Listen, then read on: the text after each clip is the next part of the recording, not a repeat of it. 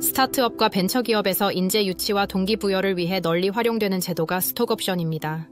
그런데 간혹 계약서에 이런 문구가 포함되어 있는 경우가 있습니다. 회사의 합병, 분할, 상장 등 지배구조 변화가 있을 경우 재직기간과 무관하게 스톡옵션을 행사할 수 있다.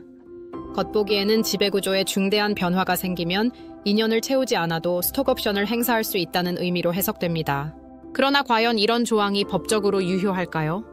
상법 제3대 40조 A4와 벤처기업 육성에 관한 특별조치법 제16조 A3은 공통적으로 스톡옵션의 행사를 위해서는 최소 2년의 재직기간을 요구합니다.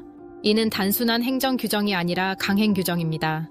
즉, 회사가 정관이나 계약서를 통해 이 조건을 완화하거나 배제할 수 없다는 뜻입니다.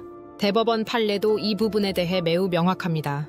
2010-5 가이027 판결 등에서는 상법이 정한 2년 재직 요건은 강행 규정으로서 어떤 방식으로도 완화할 수 없다고 판시했습니다. 따라서 계약서상 특약이 존재하더라도 법적 효력이 없습니다. 현재 사용 중인 스톡옵션 계약서에 합병, 분할, 상장이 있을 경우 재직기간과 무관하게 행사할 수 있다는 조항이 있다면 이 조항은 두 가지 방식으로 해석될 수 있습니다.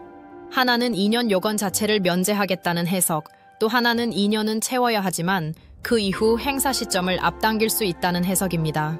그러나 전자의 해석은 법에 위반되어 무효이며 실무적으로도 후자의 해석이 당사자 의도에 부합하는 것으로 봐야 합니다.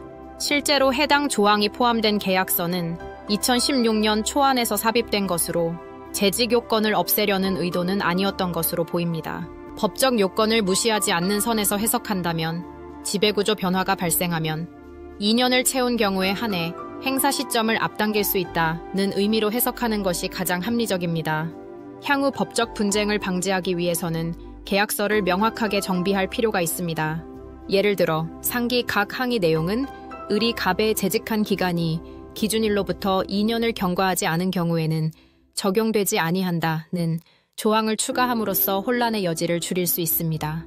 결론적으로 회사의 합병, 상장 등 지배구조에 큰 변화가 있더라도 스톡옵션은 2년의 재직기간 요건을 충족해야만 행사할 수 있습니다. 이는 정관이나 계약으로도 우회할 수 없는 법적 의무이며 계약 해석과 문구 정비 모두 이 점을 반영해야 합니다.